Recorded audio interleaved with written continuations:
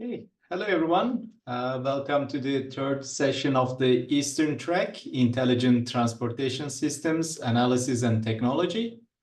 My name is Mehmet Yıldırımoğlu. I'm from the University of Queensland and I will be chairing this session today. Our session today is quite packed. We have 6 presentations.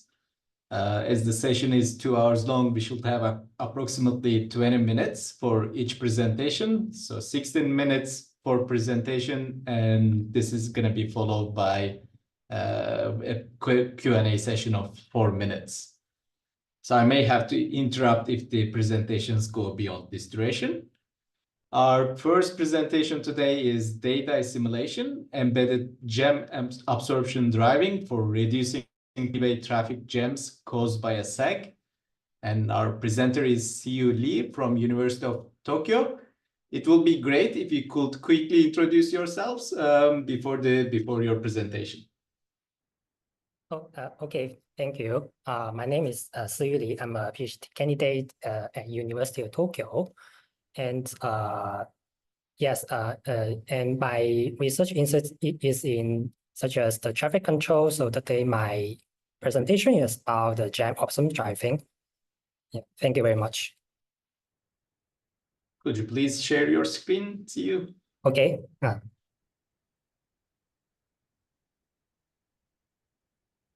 Yes, I'm sharing my screen and yes, we can see it now. Yes. Okay. Am I sharing my full screen right now? Yes. Okay. Thank you. Okay. My topic is data assimilation embedded Jam-Absorption driving for reducing freeway traffic jams caused by sag. And firstly, I would like to introduce about the backgrounds. And we all know that the traffic congestion is a very important society issues. For example, it causes many economic loss or waste many fuel consumptions and also emit many gases, excess gas. And typically, traffic jams caused by bottlenecks, such as about 40% in US, and more in Japan, about 60% traffic jams caused by sag or uphill sections. And here is a schematic of an example of a sag. You can see that a vehicle drive from the downhill to the uphill sides, and the vehicles cannot accelerate immediately at the beginning of the uphill side against the gravity, and thus result in a low average speed here and break down into a queue in high traffic demand conditions. And researchers have developed several traffic control strategies to alleviate the traffic jams. For example, we know that the famous wearable speed limits and web metering has been proposed. And in recent years, as the progress of the connected and automated vehicle technology, CAV, more and more researchers have been interested in using CAVs as actuators to manage traffic flow. Some famous strategies, such as well-known adaptive cruise control, speed harmonization, Jam-Absorption driving have been proposed. With appropriate sensors, controllers, and communication devices, CAVs can perform accurate and reliable control in many cases, according to the literature. And among these strategies, Jam-Absorption driving is a typical CAV-based strategies. And specifically, it maneuvers CAVs named absorbing cars to decelerate to prevent the development of the traffic jams. Specifically, there are 2 actions. The first action is slow in. During slow in, it decelerates to enlarge the inter-vehicle distance as a buffer to avoid caught by the downstream jam. And then it getting close to the jams with low speed to avoid caught by the jam, but let the jam dissipate by itself and still getting close. And finally, when the jam disappeared by itself, it's switch to the next action, fast out action, to accelerate to its desired speed. So we can see, maybe we can see more clear on the spatial temporal diagram. We can see that without JAD, the bottleneck traffic jams propagate upstream, and with JAD, we can see that the traffic jams the development of the traffic jam prevent by the slow-in action, and in addition, we can see that the absorbing car drive during the slow-in, the absorbing car drive towards a specific point named absorbing endpoint. And this point is actually the jam extinct point if JAD is not performed. But however, there are still some unsolved issues in pre-JAD studies. Especially the pre-studies didn't consider the traffic model error or the traffic characteristic variation, such as caused by the weather conditions. And these kind of factors may cause control values, may cause the misestimation absorbing endpoint, and then cause control values. And so I can show that there are two kinds of control values caused by the misestimation of the absorbing endpoint. The left one is underestimation, and the right one is the overestimation. And the control values, this kind of control values may lead to the control performance deteriorations or even worsen the traffic flow. So in our studies, we propose to use data assimilation to address this issue. So the data assimilation DA can improve, revise the traffic state predictions and calibrate the traffic model parameters using the real-time measurement data, and then can improve the absorbing endpoint precision and thereby improve the JD control performance. And I would like to describe the methodology in the next session. And in our study, this is a simulation-based study. So I would like to introduce the simulation framework at first. In the simulation, we generate the virtual traffic using a modified IDM plus model, and use a extended Kalman filter cell transmission model, EKF-CTM, as a DA module to predict traffic state and gain the absorbing endpoint and to perform JAD. So regarding the virtual traffic generation, we create a SAG in the simulation, and using modified IDM plus which consider the gravity effects to generate the traffic jams.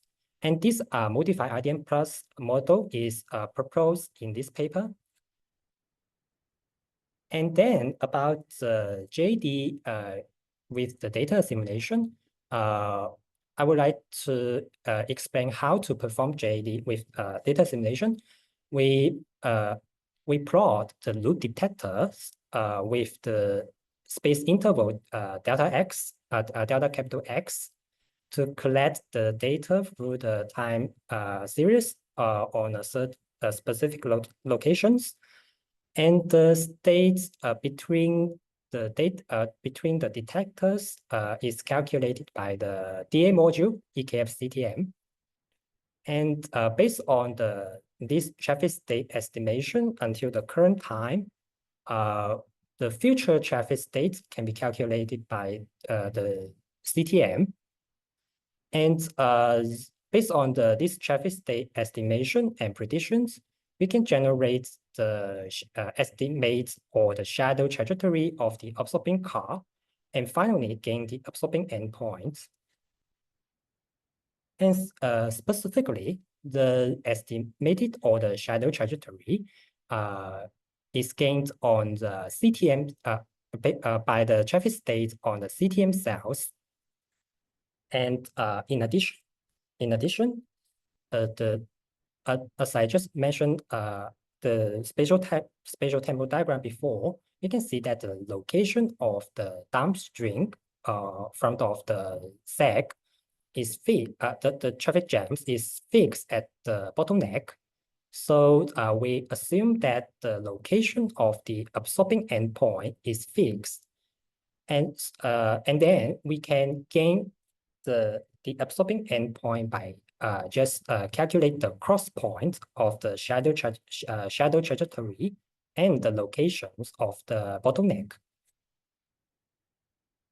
And finally, the JAD can be performed by using this absorbing endpoint. And I would like to show the simulation results in the next session.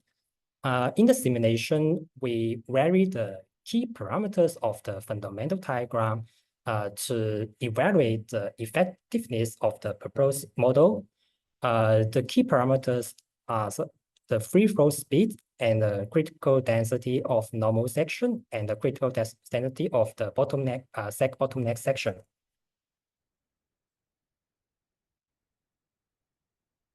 And in addition, for evaluation, we use the absorbing endpoint time deviation rho to evaluate the control accuracy of the JD. For example, at a specific time, the predicted absorbing endpoint is here, but the real absorbing endpoint is here. So the rho is the duration, the time deviation. And in this case, if the absorbing car is controlled to drive toward this absorbing endpoint, so this case will be overestimation. And we also plot this time deviation on the time series to trace its variations time to time. And only the time of the deviation was investigated because, as I just mentioned, the position is assumed to be fixed at the bottleneck. And the next is the simulation results. And the upper side is the without JD, without DA case, and the lower side is with DA case.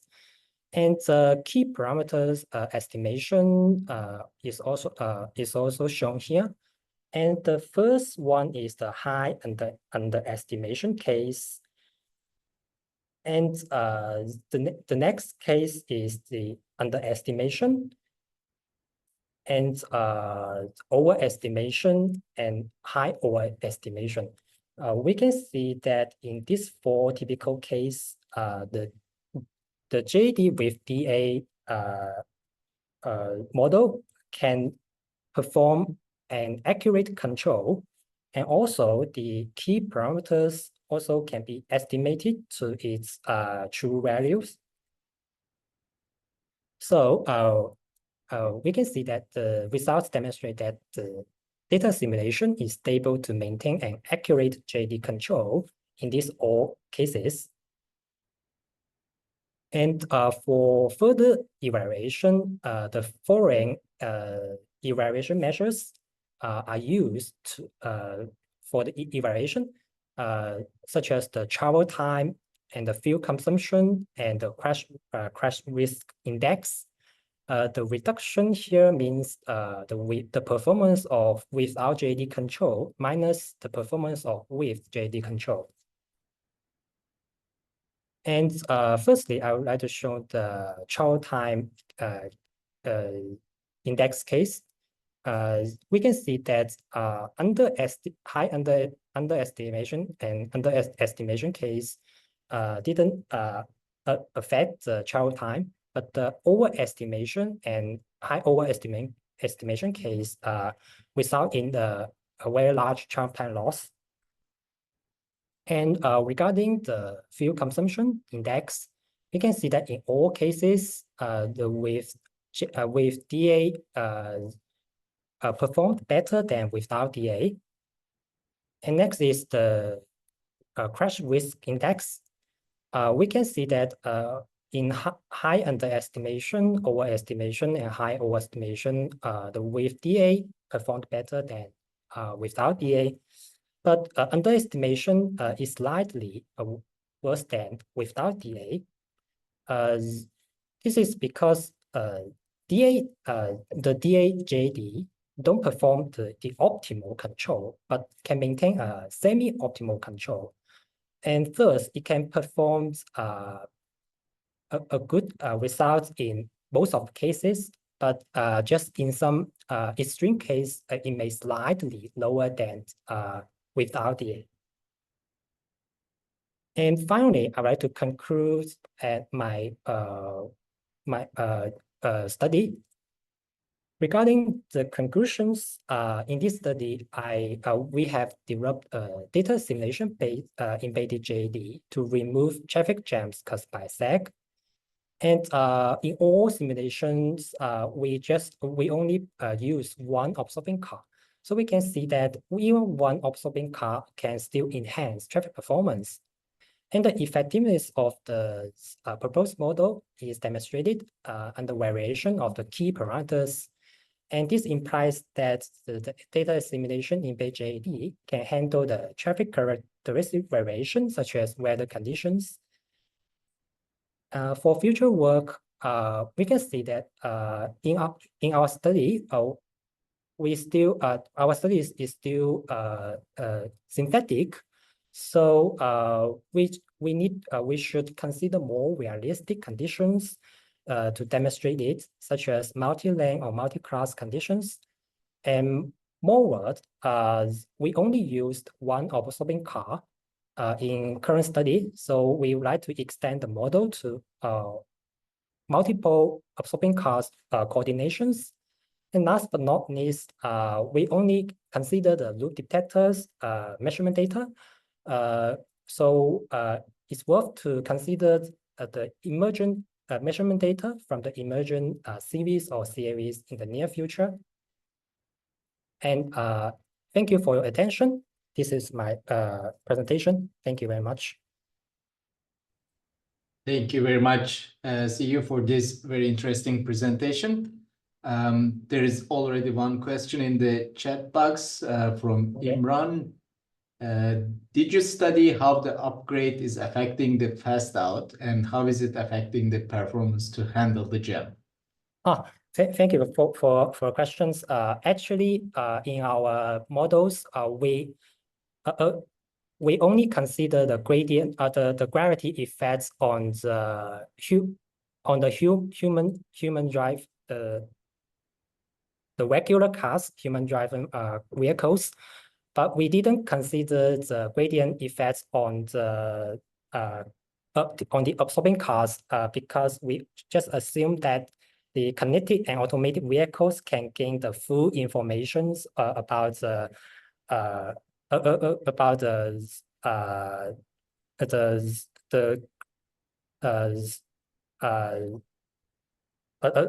the road information. So the gradient, so it can just accelerate immediately to compensate the gravities. So we didn't consider these effects in our simulation. Thank you very much. So I guess a sensitivity analysis around this gradient could be a future direction as well, which might affect the acceleration behavior. Yeah. So another question from Giancarlos. He's asking how you can implement this strategy in practice. I would assume that in real life, drivers will try to reduce the inter-vehicle distance, even if it results in more traffic jams. Okay. the drivers try to reduce the inter-vehicle distance in traffic jams. Yes, but actually, sorry, actually I don't understand where about. Yeah, I guess the question is mostly about this absorption vehicle. I believe you are assuming that this is an autonomous vehicle that you can fully control. Yes. But you're not making any assumptions about the human drivers that are involved in the traffic flow, right? Yes. But actually, the only controllable vehicles is the autonomous vehicle. So but other uncontrollable vehicles are human driven vehicles. Yes. So how to implement it? Because we only consider the control effects about the autonomous vehicles, and the human driven vehicle is use the IDM plus model to model it. So this strategy is not feasible in the absence. Oh, thank you very much. So you means if I use a human drive, if I just give some like the speed advisory information to a human drivers, so can it perform accurate control? So actually, this is an interesting questions because actually in the we know that the variable speed limits it just use the traffic signs to show the speed limit informations and let the drivers to follow this speed speed limit informations. So the human drivers, they made follow this kind of such a control commands or this speed limits, but it still depends on the human errors or compliance. Maybe some drivers, they don't follow very accurate speed. So in this case, like I just mentioned, that maybe the control values like the underestimation or overestimation may occur. So it can say that it is not 100% reliable to rely on the human drivers cases. So autonomous vehicles will be better to perform this kind of control. Thank you very much. Thank you very much, Siyu. Thank you for this great presentation. Let's continue with our next presenter, Heshani Rupasinghe from Queensland University of Technology. And the presentation is titled The Update of Advanced Vehicle Technologies in Household Vehicles and Examining of Joint Choices in the Fuel Types and Connected and Automated Vehicle Features. Over to you, Heshani.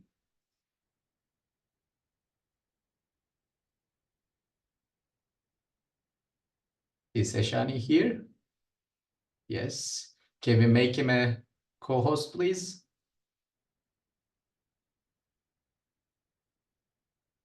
Yes. Just give us a second, please. We're going to make you a co-host. And now, yes, now you should be able to unmute yourself and share your screen. Thank you. Can you hear me? Yes. Can you also please share your screen? Yeah.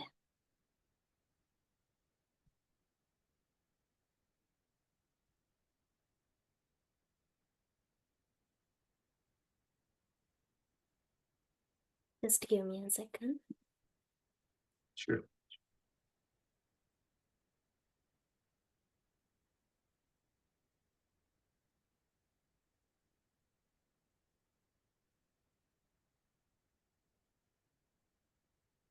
Can you see my screen?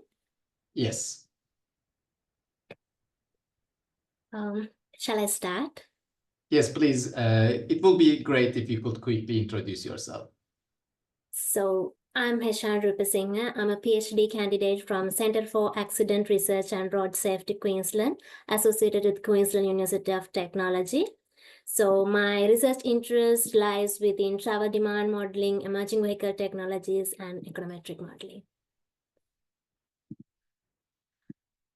So today my research title is The Uptake of Advanced Vehicle Technologies in the Household Vehicles, an examining of joint choices in fuel types and connected and automated vehicle features.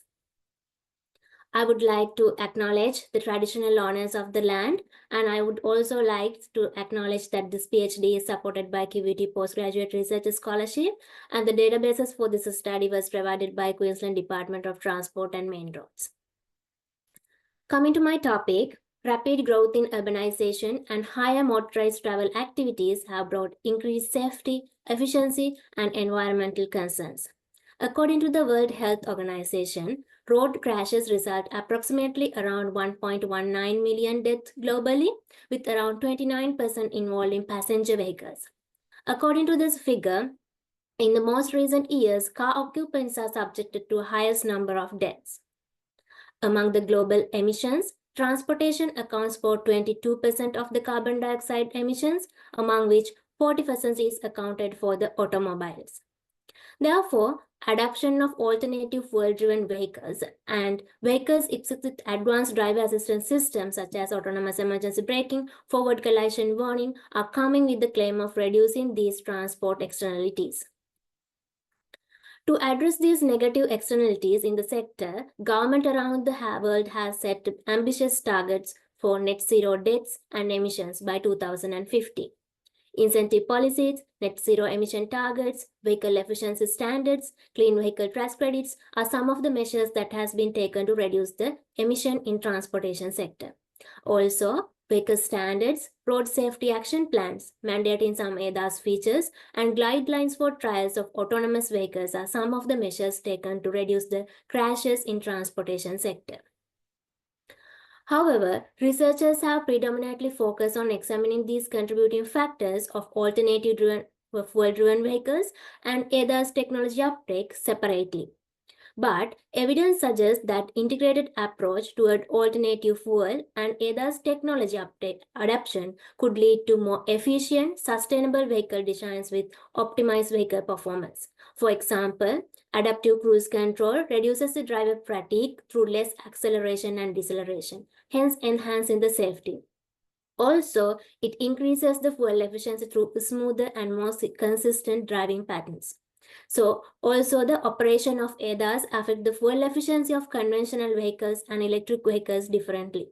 Therefore, it is beneficial to develop predictive models in examining the joint decision of alternative fuel-driven vehicles and different advanced driver assistance system technologies adoption in the household vehicles. Such an integrated tool could significantly contribute to the development of holistic and coordinated approaches in achieving both net zero goals. In the existing transportation literature, very few studies examine the consumer preference to a combined choice of alternative fuel-driven and vehicle automation. One study used the stated preference survey data to analyze the consumer preference toward four emerging technologies: automated gasoline, non-automated gasoline, automated electric, and non-automated electric vehicles. Another study used the consumer stated preferences survey data to analyze the interaction between the vehicle technology options and the fuel types. So vehicle attributes includes of fuel type, fuel cost, and purchase price, while smart option attributes include the option price, connectivity, voice command, and autonomous driving. However, identified research gaps are the lacks of research in joint adoption of alternative fuel-driven vehicles and advanced vehicle technologies using real-world data. And none of the studies considered the alternative fuel vehicle and advanced driver assistance systems together in analyzing household vehicle adoption choice. The importance of the study is that examining the adoption of these two emerging technologies in an integrated framework will contribute to devising more coherent and supportive regulations that promotes less emissions and safer roads. Understanding the interplay between these trends of emerging vehicle technologies can help manufacturers, stakeholders in making informed decisions about investment, product development, and marketing strategies.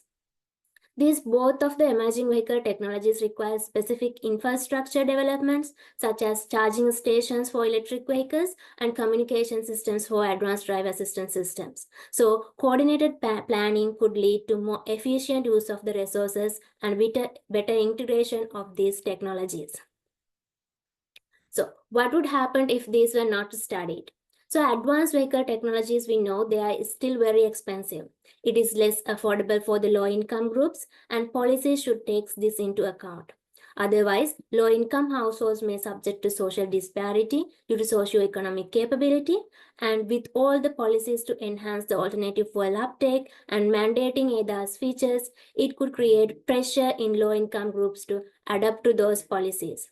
Therefore, studying those helps to ensure transition toward cleaner and safe transportation aligns with the market demands, environmental goals, and the societal needs. So, to that end, the aim of this study has been set to examine the uptake of advanced vehicle technologies in the choice of household-level personal automobiles. The study area is Southeast Queensland, Australia, and the Queensland government is actively promoting electric vehicle adoption in alignment with the Queensland Zero Emission Vehicle Strategy, aiming to achieve net zero emissions by 2050. So specific targets include ensuring 50% of the new passenger vehicle sales are zero emission by 2030, with the goal of reaching 100% by 2036. Also, Queensland adheres to the Australian New Car Assessment Program, which is called NCAP, which evaluates the vehicle safety performance. And as well as the Queensland Department of Transport and Main Roads has disseminated information about forward collision avoidance technology to encourage the purchase of technologically advanced and safe vehicles. So this is an initiative of part of the broader effort to promote the electric vehicle technology and other technology adoption among the consumers. So for the current study, information on the vehicle owned by different households is sourced from Household Travel Survey data of the Southeast Queensland for the financial years 2019 to 2022. The database was inclusive of 21,011 vehicles owned by 12,375 households. Different types of vehicles owned by residents such as motorcycles, trucks, vans, and passenger cars. However, the major focus of this study is to examine the vehicle technology choice of the household passenger vehicles. So, from the database, passenger vehicles were extracted and the missing data was removed. So, in the final data set, it included 20,405 vehicles owned by the 12,319 households. So from the household records, 75% extracted and all the vehicle records which is relevant to those 75 households were taken for the vehicle level sample preparation, giving 15,358 vehicle level sample. Household travel survey data does not include the information about the advanced driver assistance system features available. So to resolve this issue, in this study, we augmented the passenger vehicle data with the ADAS information extracted from Australian vehicle consumer databases based on the make, model, and model year, which was available in the household travel survey data. Also, ADAS feature could be available as a standard safety feature, and also it could be available as an optional feature which the consumer can retrofit their vehicle with. However, those information was not available to us. Therefore, in this study, we considered the vehicle standard features. The independent variables in this study, we categorized into 4 major categories: household demographics, socio-demographics, transfer infrastructure, and accessibility measures. So household demographics are derived from the household travel survey data. Socio-demographic, land use, and transport infrastructure was taken from Australian Bureau of Statistics. And accessibility measures were taken from the Luptai model, which is called Land Use, Urban Planning and Transport Accessibility Indicator Model, developed by Department of Transport and Main Roads. Now coming to the choice set formation of the model. In the passenger vehicle data sample, the proportion of the battery electric vehicle was around 1% and 0.3%, and hybrid vehicle was around 1%. So it was significantly small, and such a small proportion was expected since the patronage for the electric vehicle was started in Queensland around 2017. Therefore, in this study, we combined the battery and hybrid electric vehicle together, which we can consider as a separate category in future based on the availability of the more data samples. So in this study, we considered 4 fuel types: petrol, diesel, hybrid, and electric together, and liquid petroleum gas, which gives 4 choices in the fuel type component for the household to select an vehicle. Since the major focus of this study is the consumer technology adoption behavior, it is assumed that consumer would prioritize the safety of the car occupants. Based on the NCAP rating system and the functionality, identified ADAS features are in this table. So vehicle can have ADAS features or not have any features. So no standard feature versus standalone category. So it gives you one choice for the household. And if a vehicle has ADAS features, household can mismatch and have any combination of the ADAS feature sets. So this led to 15 choices based on the combination formula. So together with the no standard feature, this created 16 choices in the ADAS feature component. Crossing of the 4 fuel types that I mentioned earlier with these 16 ADAS feature choices, it created 64 alternatives. Of course, a household can have the choice to not to own any vehicles in the home. So with that option, it created 65 alternatives in the model. It shows that 4% of the households in the sample is without any vehicle. And this heat map shows the distribution of the total choice set within the sample. Distribution of the 4 different fuel types within the alternatives is shown in this one. So electrical vehicle has more technologically advanced features compared to others. And also in the traditional fuel vehicles has higher proportions of cruise control feature. The modeling of the fuel type and the ADAS feature choice is undertaken using the generalized extreme value framework. So the discrete combination of the choice set in the generalized extreme value structure was modeled using the standard multinomial logic specification, and the unit of analysis was vehicle. For the estimation of the parameter vector beta for the fuel type and ADAS feature choice, modeled by maximum likelihood method and the log likelihood function programmed using Gauss software. Here shows some of the important model results only, and I will discuss few variables which could be highly important in decision making to enhance the technology uptake. The time elapse variable is specified as both linear and square functions. However, only the square functions became significant at 90% confidence interval. The time elapse variable indicates that with time, preferences for the electric vehicle is increasing over the time, and this is actually expected since intensifying electric vehicle adoption, availability of more electric vehicle models, and significant investment toward electric vehicle charging infrastructure in Southeast Queensland since 2017. As well as advanced driver assistance system features are also aligned with the expanded trend that ownership and preferences for all the advanced features are increasing over the time. These are proven to enhance the road safety through mitigating side swap and rear end crashes. So in addition, government regulatory bodies around the world are increasingly mandating these advanced driver assistance system features. For instance, Australia is mandating autonomous emergency braking in newly introduced vehicles from March 2023. So these policies are perhaps contributing to a higher likelihood of choosing electric vehicles with advanced features. These are some of the more results. So the problem we can identify is that low-income areas shows a less likelihood in purchasing technologically advanced vehicles, indicating the income issue and the gap in accessibility to these technologies within those areas. Also, prime working households' interaction within the median income areas increases the likelihood of owning these type of vehicles. This also shows the disproportionate accessibility to those vehicle technologies within the income groups.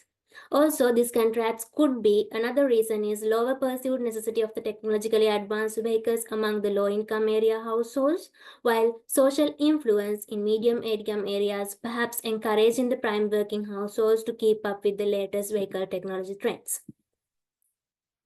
So this holistic approach underscores the importance of integrated policymaking and strategic planning in addressing contemporary transportation challenges.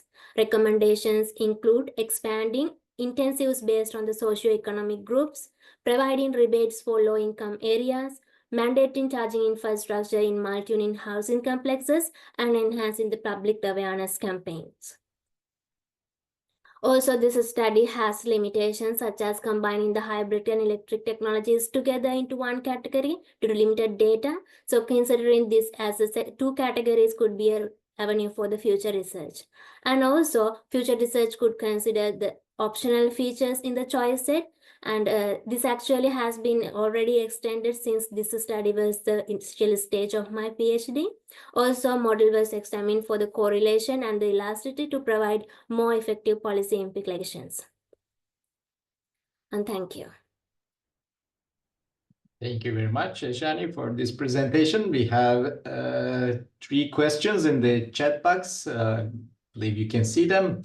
The first question is from James. Did you test for the differences in effects of ADAS on efficiency for CVs and EVs? I didn't effects of weather. No, I actually did not test that since this was considered the consumer preference on owning these technologies.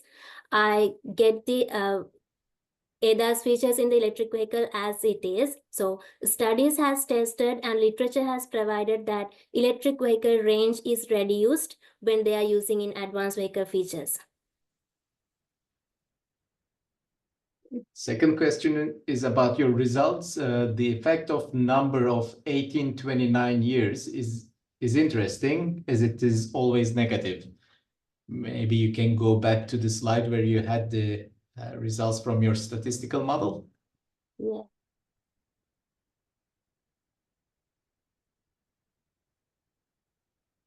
Yeah. So this could be attributed to the one of the reasons could be these are the initial stage of owning the vehicles. So maybe people are just finished studies or maybe still doing the higher studies. So they are going for a very budget constraints. So they may be having less expensive vehicles. And maybe another reason is that this is the age that in the Queensland where they have the provisional license. So in the Queensland government, there's a policy that some vehicles are some advanced features and some vehicles are restricted to those who has the provisional license. So this could be another reason that families are not doing this. And another reason could be that they are driving the parents' vehicles, which may be like parents may be giving them the like very affordable vehicle for their daily life. Yeah. Another question from Giancarlos. Any insights on effect sizes, elasticities, marginal effects? Just knowing the direction of the effect doesn't really tell us much about the practical importance of these variables. Yeah, actually it's an interesting question, but the problem is the study was very initial stage when I was putting this paper for this one. So we are currently at the stage of measuring the elasticities, but the results are not out yet. Sorry for that. Okay. My last question from James. I actually had a similar question. Did you consider that cruise control and adapted cruise control are too similar as separate alternatives in the choice set? I considered them as a separate choice set because the cruise control is almost at the more it's very popular among the vehicles. But adaptive control is an advanced technology of the cruise control and it is less popular. So when I check the sample distribution, cruise control is like around 75% of the vehicle percentage has the cruise control. So I decided to separate it out, and apparently when I check the results in the time elapse variable, cruise control is actually reducing over the time, while adaptive cruise control is increasing over the time. I understand your answer, but you're considering all combinations of these technologies, right? Yeah, So yeah, if you have ACC, that means you already have CC. yeah. So So I the guess thing these are is, not exclusive technologies. You can have cruise exclusive. control, but not have adaptive cruise control. But if you have Yeah, adaptive cruise control, you probably have cruise control. You yeah. see what I'm saying? So yeah, that is a concern. So that's why, like, when we extend the model to the optional features, the results showed us actually that people select cruise control as an optional feature while going for the adaptive cruise control as the standard feature in the vehicle. So it's interesting, yeah. Okay. Just being conscious of the time, I think we should continue with the next presentation. Thank you very much, Heshani, for this presentation. Our next presenter is Miaoqing Hu, and the presentation is titled The Cooperative Design of Feeder Service. Miaoqing, are you here? Hello. Can you, yes, you can unmute yourself and share your screen. Sure, but I think Heshani, could you please stop sharing your screen?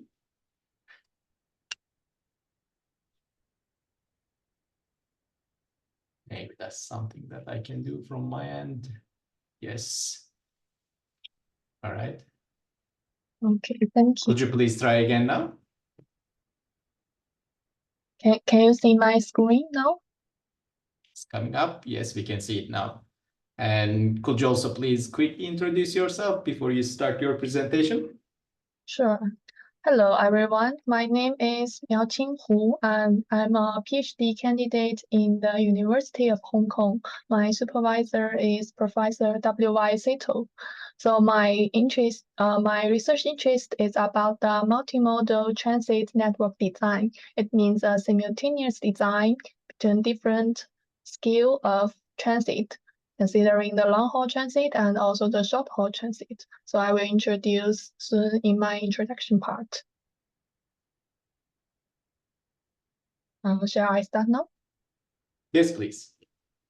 Okay, so today I would like to share about my cooperative design of feeder bus and bike sharing systems. We can also call it feeder service, two types of feeder service. To begin my presentation, I should first introduce what about the feeder service. As we all know, there are various types of public transit service in the city, especially in the big urban city like Hong Kong. So the long-haul transit, for example, which is most common like metro, we call it MTR in Hong Kong. It has a long travel distance and also a large capacity. Here also another type of long-haul transit called bus rapid transit, BRT. So these are also two types of long-haul transit. And compared to the long-haul transit, it also has a feeder service. We also call it short-haul transit. The most common feeder service is bus. We call it feeder bus. It has a short distance compared with the long-haul transit, also the small capacity. And the main function of the feeder service is to collect the passengers from their origin to the long-haul transit stations that transfer. We can also call it first and last mile problem. And recently, the development of bike sharing systems leads to a powerful supplementary feeder service. So the feeder service of bus and bike is really similar, and we are considering if it is possible to design these two parts together. Here is this shows some previous research about the design of feeder bus and also bike sharing systems. And I would like to emphasize this research, the research gap of this research. It simultaneously designed the bus station location, the bus route, also the bike station location. Well, that's from the decision variable view. And when we consider about the objective function, this research considers both users' interest and also the operator's profit together from the whole society view. So first, let's use a small case to know more about this problem. So this is a small network. It has totally 8 nodes and one BRT station in this network. All the travelers starting from these 8 nodes, and 4 of them is the candidate nodes of feeder bus station. All of them is the candidate nodes of bike station. So to capture the relationship between the flows of different modes, we convert it into a multimodal network with 3 different layers. Each mode has a layer. All the passengers are starting from the walking layer. They will choose to take a, if they choose to take a bus, they will come to the bus station and take a bus to their final destination. And if they choose to take a bike, they will go to the bike layer to find a bike and riding to the final destination. And all the demands are going to the node 0 BRT station as their destination. And considering as an OD pair example, for the passengers departing from node 1, they will finally go to the node 0. And node 1 is the candidate bus station. If it is open, that means the passengers who want to take a bus, they can directly get a bus at node 1. Then this is the bus mode. You can take a bus and go to the node 0. And you can also choose to use bus 2, directly walk from node 1 to node 0. And you can go to bus 3 to find a bike in the nearest open bike station. For example, it is node 5. And then you can get a bike at node 5 and ride a bike to their final destination. And the difference is that if node 1 is not open, even if it is a candidate bike station, it cannot open. So that means if you want to take a bus, you need to walk to the nearest open bus station. For example, it is node 2. Then the other 2 passes are similar as the first scenario. So this is the example to show the possible travel patterns of travelers departing from node 1. And to solve this problem, we propose a bi-level nonlinear optimization problem. So the upper level is a station and route design problem. It determines the network of the transit. And the objective of the upper level problem is to maximize the change in social welfare. Social welfare is the sum of the total consumer surplus and the total operator profits. So it considers both operators' profit and also the travelers' interest together. So first, we consider the problem from the consumer view. We also call it traveler view. Consumer surplus is the difference between the price a consumer willing to pay and he actually pay. So it is common to use the consumer surplus as a measurement to estimate the performance of traffic infrastructure. Here is how we get the final total change of the consumer surplus of all the travelers. And for the operator view, the total operator profit is the difference between the fare revenue and the cost. And when we're considering the cost, we will consider the construction cost and as well as the operation cost. And here are the upper level constraints. It's just a typical vehicle routing problem. As the feeder bus route are all departing from the depot and go to the open stations and finally come back to the depot. While for the lower level, it is a combined mode split and traffic assignment problem. Each upper level design, when upper level given a determined design, the lower level will do the traffic assignment to distribute the flow to each link. So here is a hierarchical nested logic model. All the travelers from the origin will first determine if they want to take a public transportation or not. If not, they will directly choose to walk to their final destination, or they can take other modes. Here we use other modes to represent all the other modes except for these 2. And for the passengers who choose to take a public transportation, they will then determine to use bus or bike. So by this way, we can finally guide the passenger flow of each mode. And then we should determine the minimal generalized travel cost of different modes. For the walking mode and bike mode, the problem is quite simple. For example, for the walking one, as we didn't design any road construction in my problem, so that means this part is a constant during the whole optimization process. And for the bike mode, these two parts of the first and second term are related to the bike design. As we have mentioned before, once the upper level design is determined, that means this part is also a constant. So if I want to find the minimal generalized travel cost of walking and bike, I can only use the shortest path problem to solve this one. But for the bus, here we're considering one more different cost named the dwell time cost. This part is highly related to the passenger flow. The more flow boarding the bus, the more dwell time cost means. So that means in the travel cost of bus link, the first two terms are related to the bus design, but the second terms are related to the passenger flow, even if the upper level give a design. And we cannot use the shortest path problem to solve this problem because during my traffic assignment process, the cost is keep changing. So that means the proposed bi-level optimization problem now including a vehicle routing problem, a mode choice problem captured by a hierarchical logic model, a shortest path problem for the walking and bike modes, and a user equilibrium problem for the bus mode. To solve this problem, here we use a mixed solution algorithm. The backbone of this algorithm is a modified genetic algorithm, where we will also use a fixed point iteration scheme to solve the lower level problem, just showing in the blue part. So this this part is also in cooperating with the Frank and Wolf algorithm to solve the traffic assignment problem. And considering the time limitation, we don't introduce much more about this part. It is the typical two-point crossover operators and also some common root mutation operators. Well,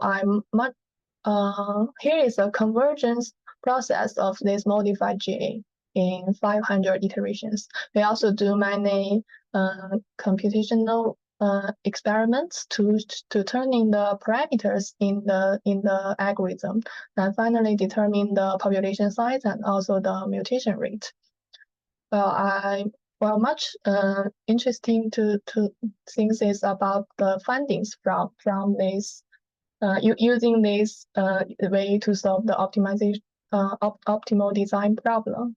So here shows the factors that affect the design. One of the factors is the demand level.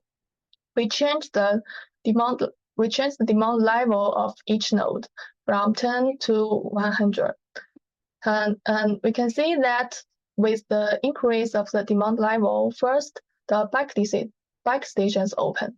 While all the bike stations open, then they open bus stations. While all the bus and bike stations are open, it can be seen that the average change in social welfare will keep increasing, but the increased speed is keeps slowing. Another factor is about the fares of bus and bike. This in this page, we fixed one of the fare. For example, if I want to know the change of the bus fare, the effect of the bus fare, I will fix the bike fare as 1, and then I change the bus fare from 1 to 10 to show the effect of the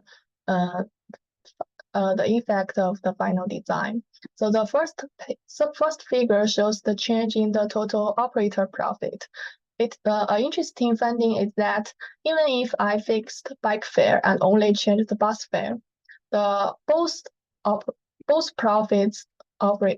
profits of both two operators are keep increasing.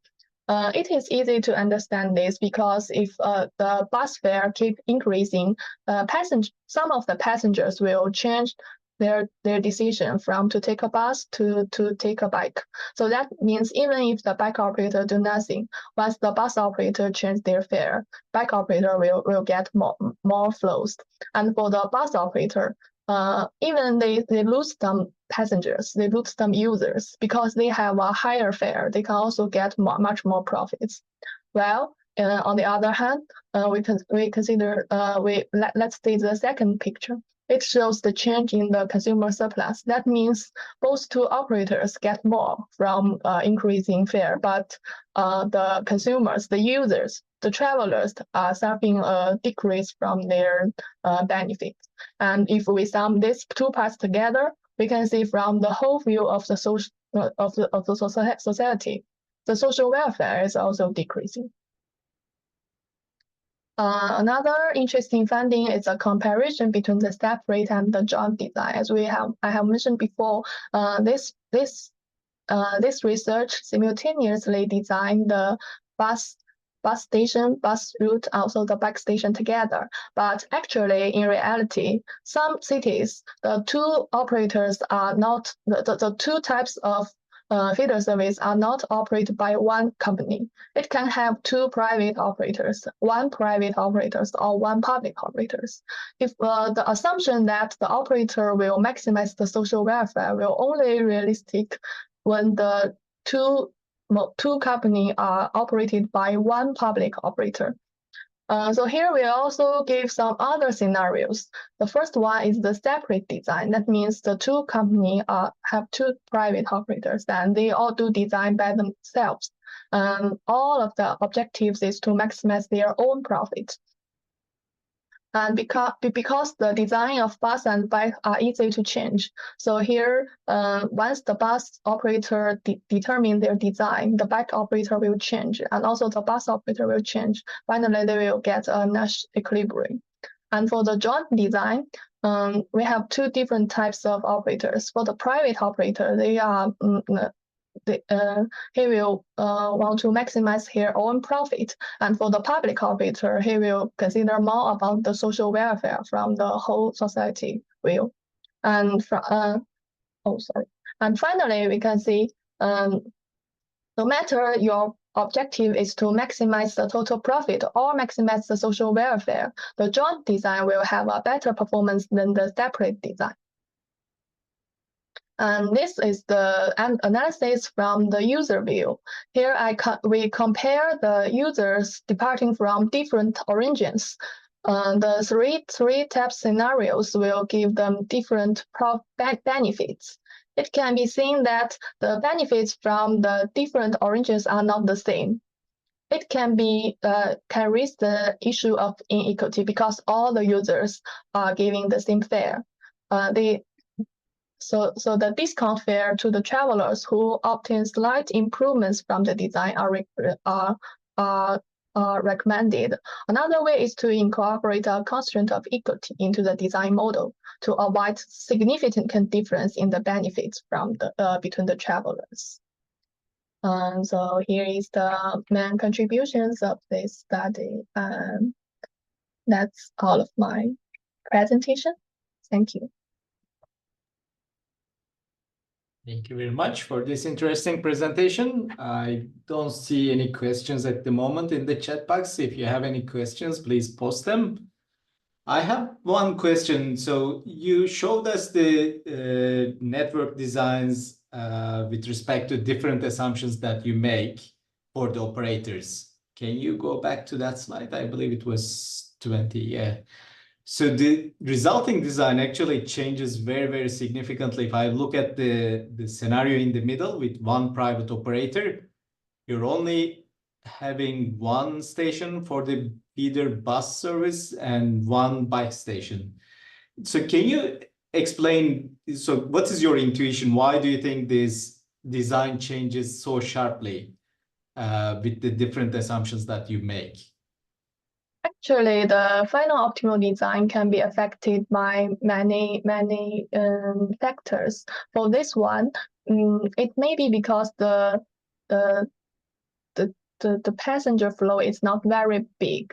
That means if I open one more station, and the cost, the construction cost and operation cost is larger than the fair revenue I can get from the passengers. But if there are too much passengers, the scenarios can be different. I'm not sure, because the assumption should also be realistic, right? If I give much more passengers, that means the capacity, the bus you buy, you prepare for this district should also be large. And in my assumption, yes, the final optimal design for the if the operator just want to maximize the total profit, because you can see that in the third one, when they open the 4 bike stations and 3 bus stations, the final profit of 2 operators are all negative. Yeah. Another quick question is about the bike sharing system that you're considering here. So in this scenario, as far as I understand, you have a very directional demand, right? Basically, all the travelers, they want to go to the bus station. Yes. And in this type of a scenario, bike sharing systems could not perform very well because of the imbalance in the demand. You might have the availability problems in the bike sharing stations. Is that something that you can consider here, or is that something that you may want to consider in future studies? Professor, do you mean the bike rebalancing problem? Yeah. Currently, I didn't consider this problem in the design problem, because it seems like a strategic design, and the back rebalancing problem also about the capacity of each station is like the operational design problem. So in this stage, we currently determine the station location. We didn't determine the details, how much bikes you can store here, and how to relocation this part during the daily use. Now, I understand that your modeling is static. You're not considering the dynamic changes, but I think the capacity of each bike sharing station could be added here to account for this imbalance between the stations, maybe. Sure. Thank you for your. Yeah, thank you. I don't see any questions in the chat box. I think we should go ahead with the next presentation. Thank you very much for this interesting presentation, Miaoqing. Thank you. Okay, our next presenter is Jiatong Song. Yeah, Yes. testing. Can you hear me? Yes, we can hear you. And the presentation is titled An E-Bike Sharing System Design Problem Considering Multiple Types of Rental Facilities. We can see your screen. Over to you, Jiatong. Okay, can you see my screen? Yes.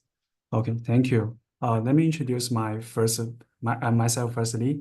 My name is Jiatong. I come from the University of Hong Kong. My supervisor is Professor Y. Siyu. And my research interest focus on the bike sharing system design problem and also the e-bike sharing system design problem. So I'm happy to have this opportunity to present my research here. And the topic I prepared today is a hybrid e-bike sharing system design problem, considering multiple type of facilities. This work is jointly compared with the work with the Baicheng and the Wang Yi. So I may present as follows with 5 chapters and try my best to share my ideas and findings with you. So first is the introduction. The bike sharing system have been rapidly developed and adopted worldwide since the end of the 20th century. So by 2024, there are more than 9 million bikes distributed around the world. So these shared bikes are considered as an environmental friendly tool, can be used for meeting travelers' trip demand. With the technology developed, new type of bicycles such as shared e-bike become a competitive bicycle type in bike sharing system. Compared with the conventional shared bike, shared e-bike can reduce the riding fatigue cost with electrical power which can increase the ability in hilly terrain. And also, the fast riding speed makes the shared e-bike more attractive to casual riders and expected to expand the shared market. In our previous work, we found that introducing shared e-bikes into a bike sharing system can increase the social welfare and can be a potential and suitable means for improving the rental revenue for the system operator. Another observation is that the conventional bicycles have been replaced by the emerging e-bikes in a growing number of Chinese cities, as shown in the figure here from the previous studies. So we expect that an e-bike sharing system is preferred by the users and needed by the operator. So to design an e-bike sharing system, we first want to introduce the different facilities in the system. The first example is the Hello Bike operating in Jiangsu province in China. They use the GPS technology to eliminate the physical stations, and users can pick up or return the bike using the mobile phone to find the parking area. The second example is the PBSA operating in the USA, which builds an e-station and also the charging piles so that users can park their bikes back to the station. The different facility has different characteristics.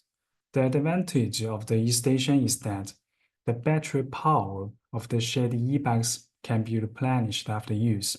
However, the charging requirement will lead to waiting time for users, and the construction and the maintenance cost is normally high for building the e-station. The advantage of the parking area is that there is no need to build physical stations, thus reducing the construction cost, and also you may not need to maintain this facility. But however, the need for battery swapping will definitely increase the operational cost.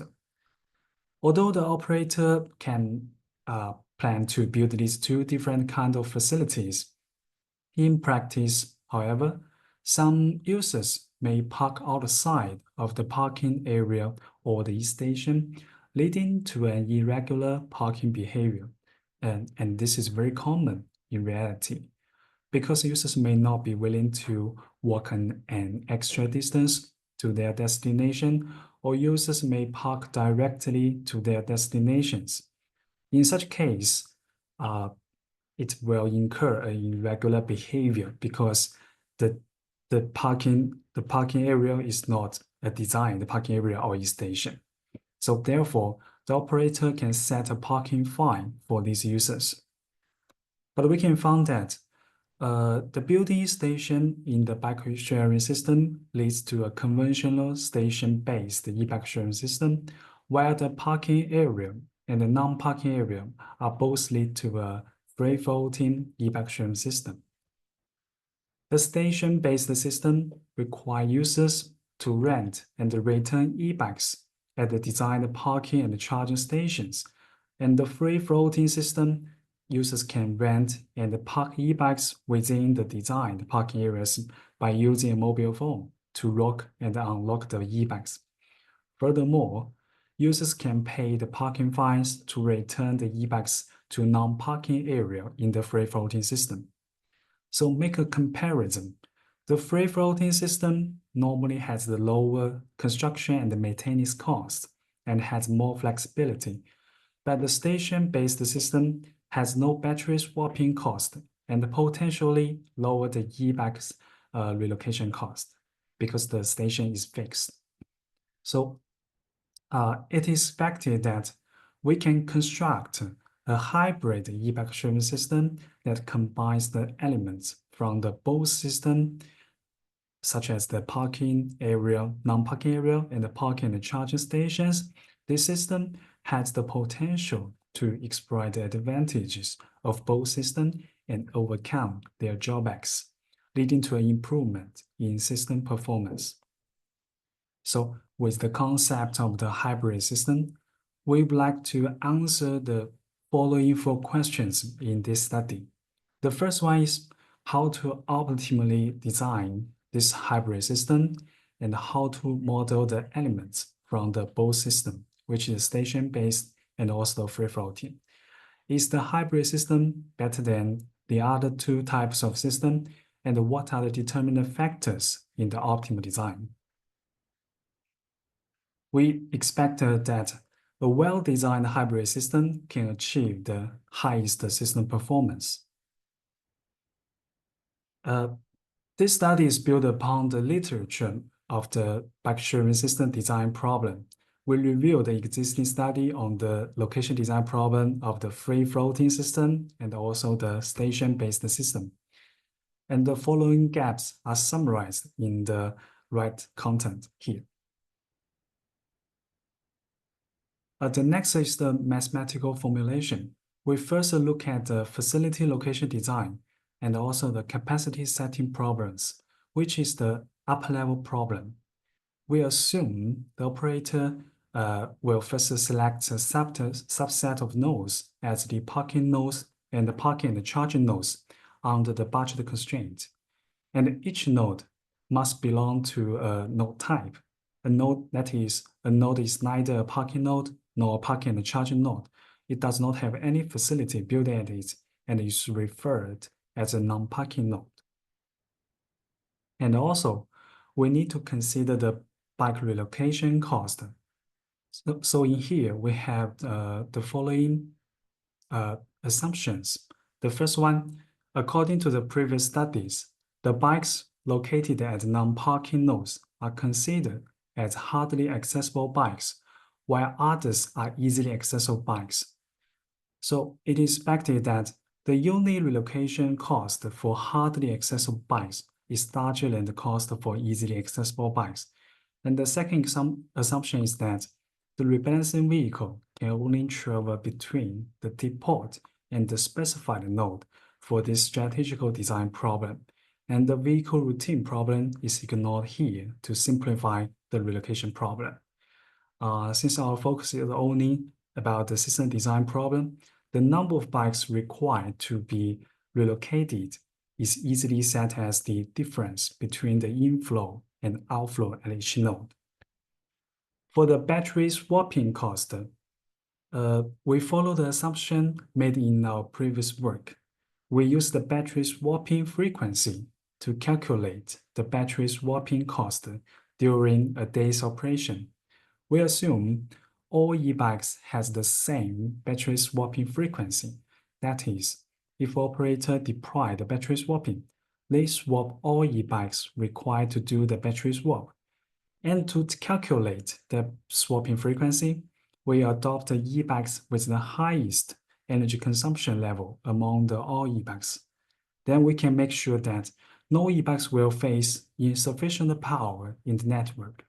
And furthermore, it is straightforward that the e-bikes located at the parking and charging station will not require battery swap, and others are needed.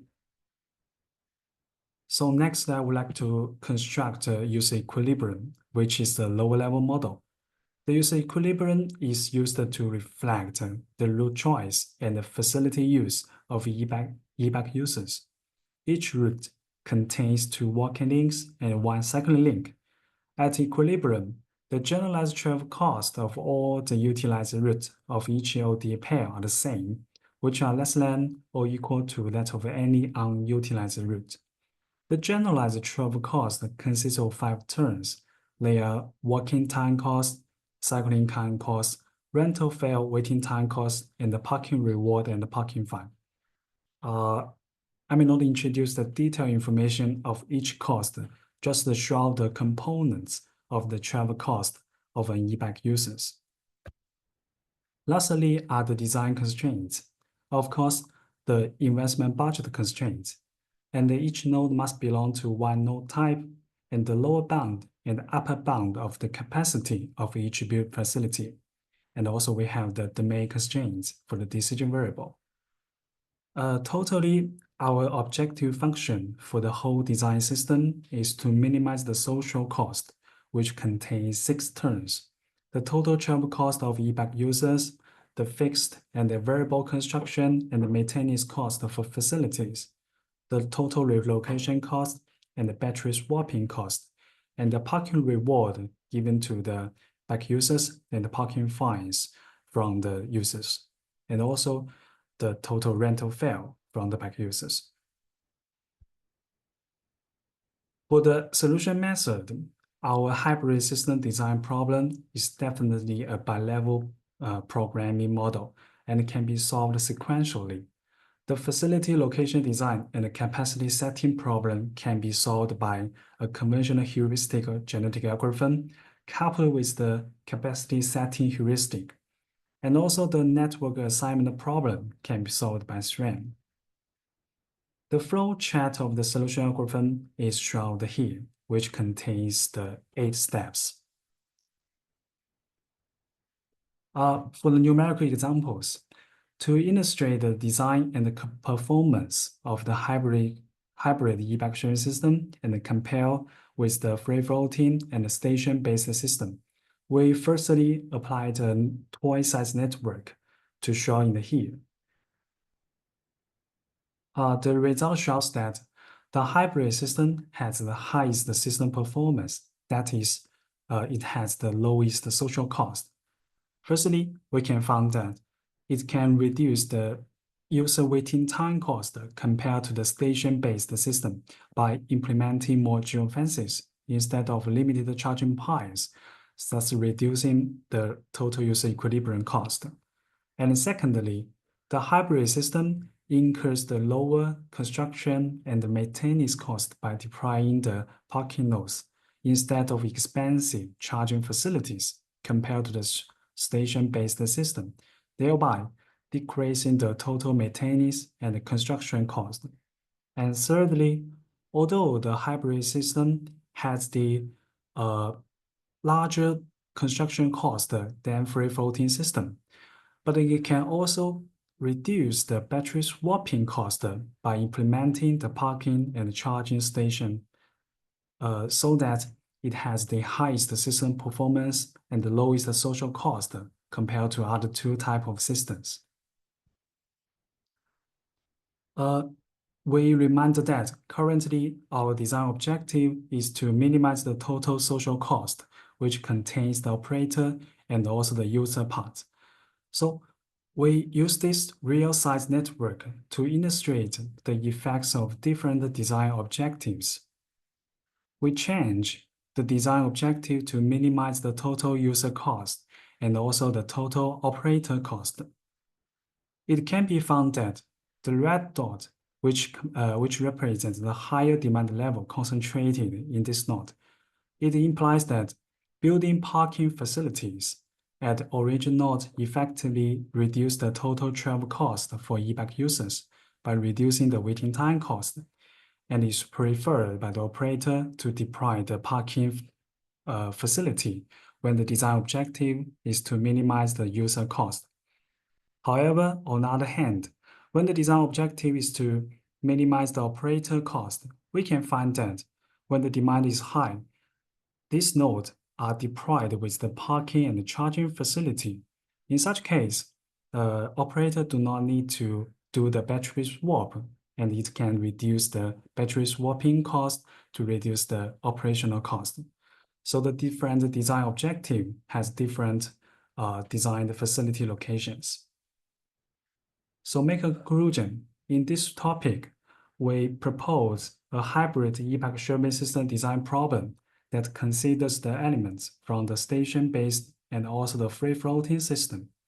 And we tested the effectiveness of the hybrid system, and also we test the effect of the different design objectives on the hybrid system.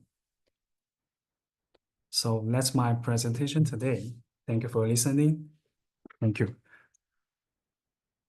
Thank you very much for this presentation. I cannot see any questions in the chat box. I have one quick question. So can you tell us more about the network assignment problem that you're considering here? Do you actually assume any congestion in the bike network? Congestion, yeah. I think congestion is from the root cause of e-bike users. Firstly, the cycling time cost has the congestion effect, where the travel cost is increased with the traffic flow, with the link flow. And also the waiting time cost, we use the queuing system to model the waiting time when users pick up or return the bikes at the pickup node or the drop-off node. So these two costs, the cycling time cost and the waiting time cost, consider the congestion effect. Mm-hmm. Okay. So, okay, I understand. So the travelers can change their pickup and drop-off stations and also their routes during this network assignment consideration, right? Okay, I see. There is a question from Giancarlos. In the lower level, car traffic volume, availability of infrastructure affect bike route choice, consequently traffic flow. How do you consider the presence of car traffic volume in your analysis? I think you mean the car flow will affect bike flow. In this study, we didn't consider any other traffic effect, other traffic mode affect our bike sharing system, because we only consider the e-bike sharing system. So you can imagine just in the road, you have a specified bike path, so you cannot be affected by the car.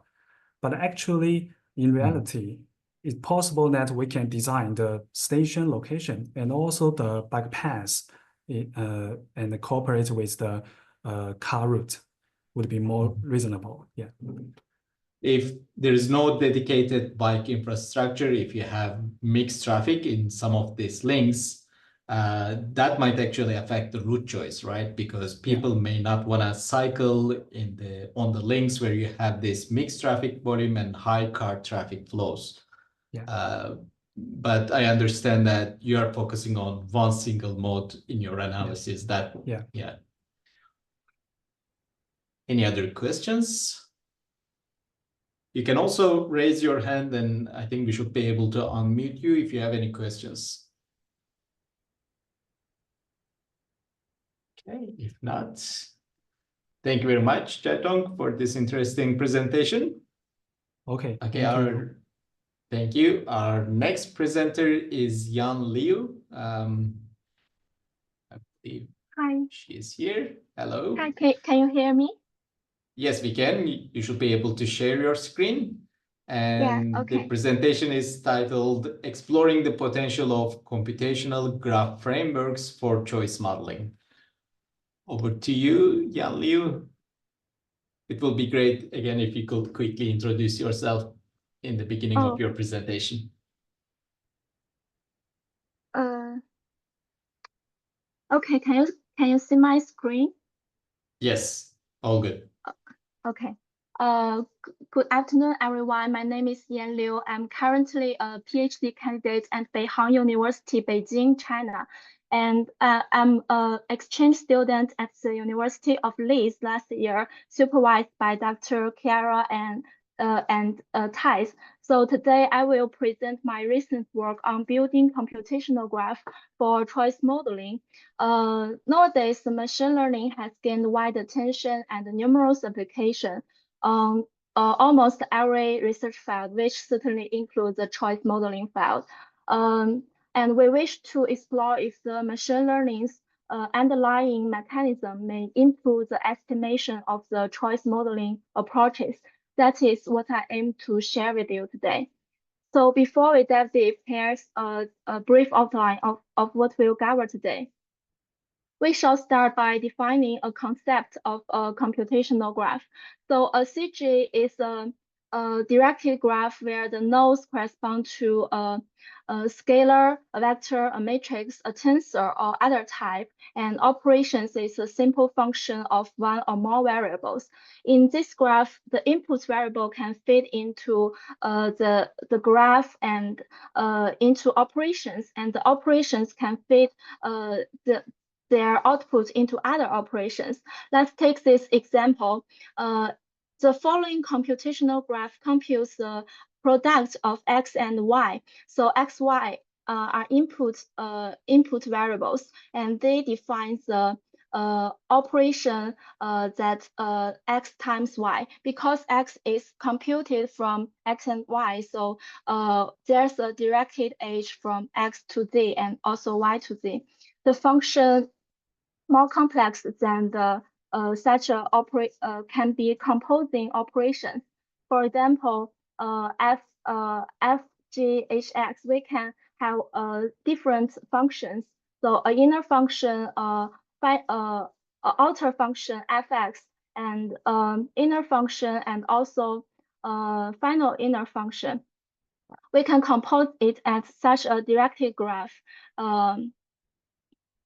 Therefore, the CG can be viewed as a graphic connection of elementary functions. I think everyone here is familiar with choice modeling, so it's a well-recognized approach in the travel behavior research field. It defines a decision maker how to choose from different alternatives. And to solve such a problem, we need to use some data fitting methods, of which the maximum likelihood estimation is the most widely known one.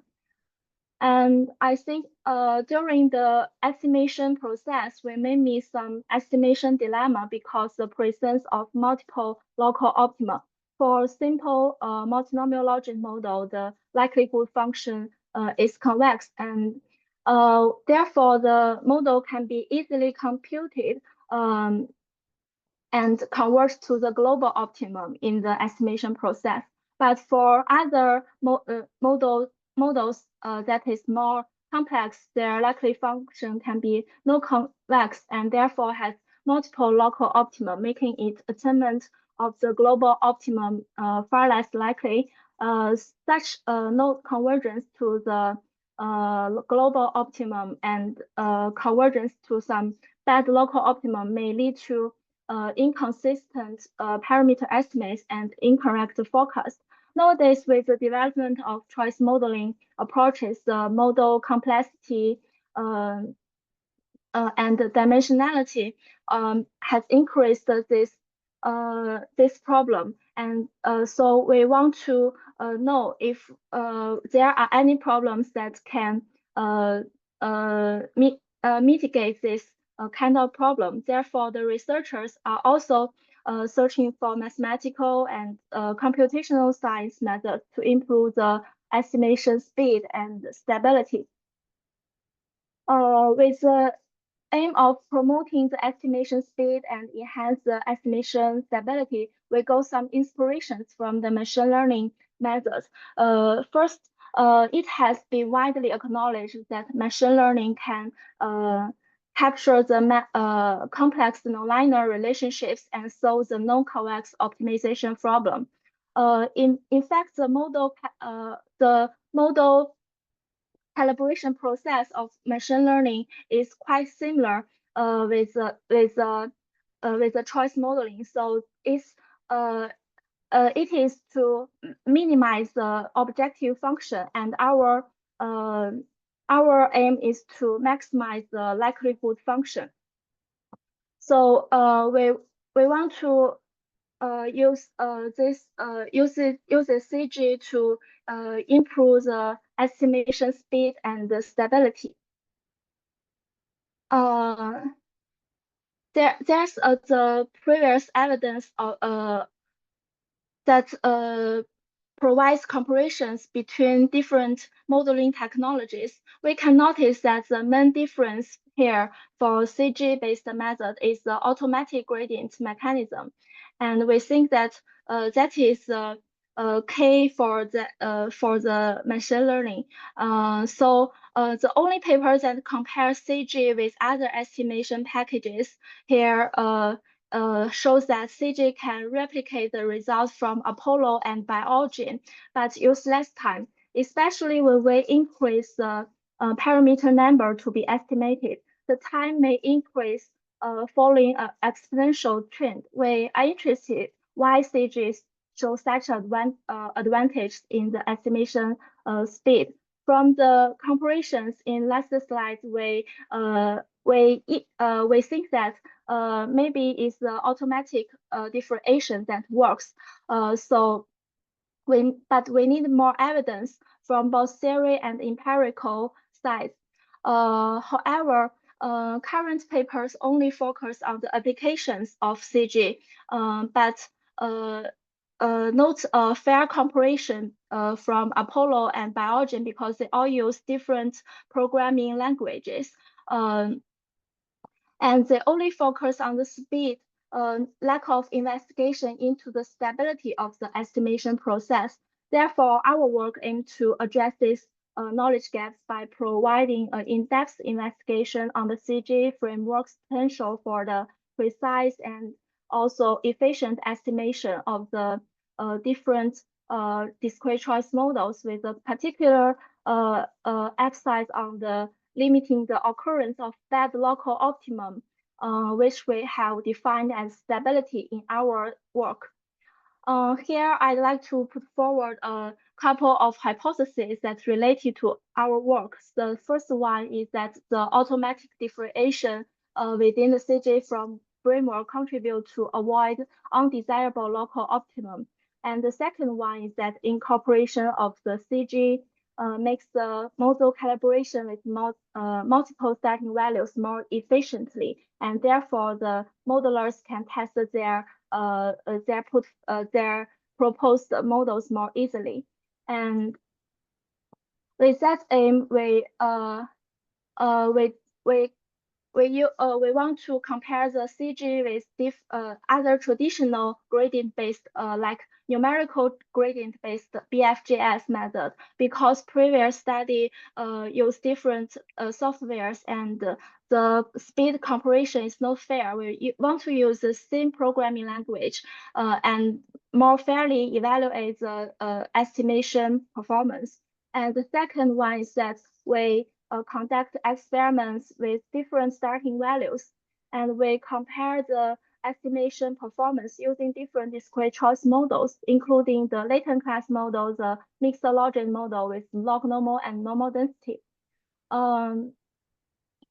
Here we provide comparisons of different derivative methods, including hand-coded analytical gradient and the numerical gradient, and also the automatic gradient. We will first take an example of a basic multinomial logic model to explain this framework.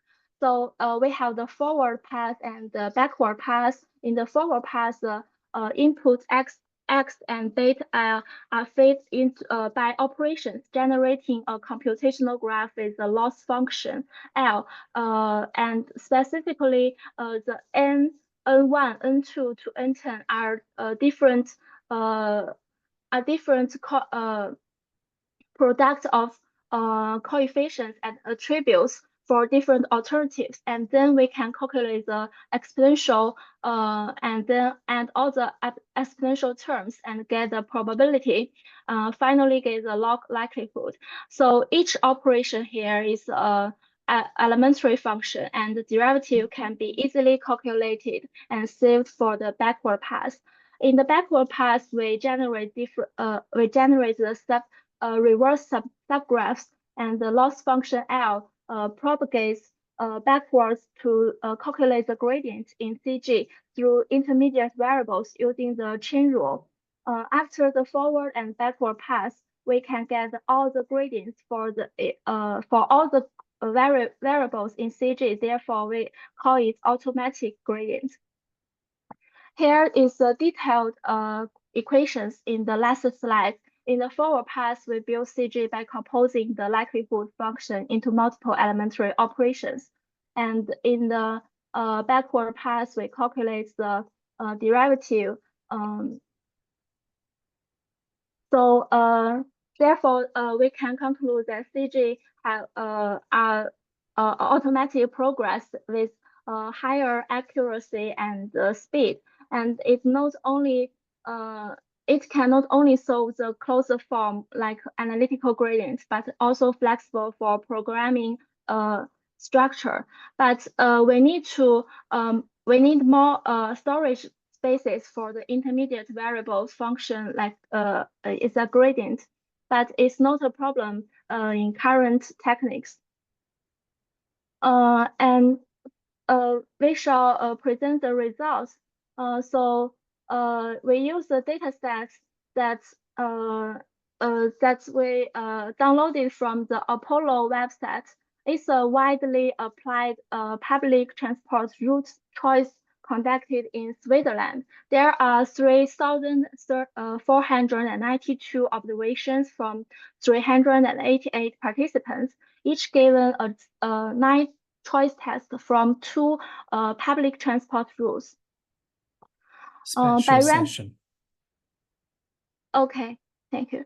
By randomly changing the starting values in a reasonable interval for 200 experiments, the estimation time distribution are visualized efficiently using the box plots. For the latent class model, we can see that the CJ-based automatic gradients reduce the time usage to a half compared to numerical gradient. But for more complex mixologic model, employing 500 Halton jaws, the estimation time even decreased by over 10-fold using CG. So it benefits more with rising model complexity. And for the we can also draw the final likelihood function, final likelihood distribution here for 3 models. First, we wish to point out that searching for the global optimum is a challenging work. For the latent class model, there are only 15% converge times for the most desirable local optimum. But we show that for all the 3 models, for the latent class model, it all converges in the 200 runs, but the AD automatic gradient shows fewer tendencies to get trapped in the less desirable local optimum when compared to numerical gradient. And we can also see the third figure here, the mixologic model with log normal density, that out of the 200 experiments, automatic gradient didn't converge in 38 cases, which is slightly better than numerical gradient, which is 44 no convergence. So such difference in the stability is not so significant, but we can still find some evidence that CD automatic gradient may help us to test more starting values and achieve better stability. And that is the conclusion part. In the future, we want to continue on the stability research using expectation maximization algorithm, and also use the alternative for BFGS, like in the TensorFlow platform, and further speed up and stabilize the discrete choice model estimation. And that is all I aim to share with you today. Thank you. Thank you very much for this very interesting presentation. I have one question. So these computational graphs, do they also have hyperparameters that need to be tuned? And have you conducted a sensitivity analysis if that exists? You see the hyperparameters in the machine learning, or yes, similar to hyperparameters in machine learning. Yeah, we randomly changing the starting value. That is the parameter that is hyperparameters in our model for 200 times, and the range I think is -3 to 3, and all the parameters are set according to the discrete choice model. Mm-hmm. For example, in the machine learning for the optimizers, you have hyperparameters such as learning rate, etc. Do you have anything like that here? Because we use the TensorFlow using BFGS. BFGS doesn't have so many learning rate here. So we didn't consider that. But we will consider that in future study, like we say that we may find some alternatives for BFGS. For example, we use a DAM optimizer, and there we can have some hyper parameters like the learning rate and exponential learning rate. There's a question from Elnaz. She's asking if your research has been published already. The research is finished now, but not published yet. But we can share it recently on the ResearchGate, and we wish to submit this to a journal in this summer. Okay, great. Do we have any other questions for Jan? Thank you so much, Jan, for this very interesting presentation. Thank you very much. Thank you all for attending this session, and thank you very much for your attention. I also like to thank our Zoom coordinators today, Nasser and Nitang. I think they did a great job.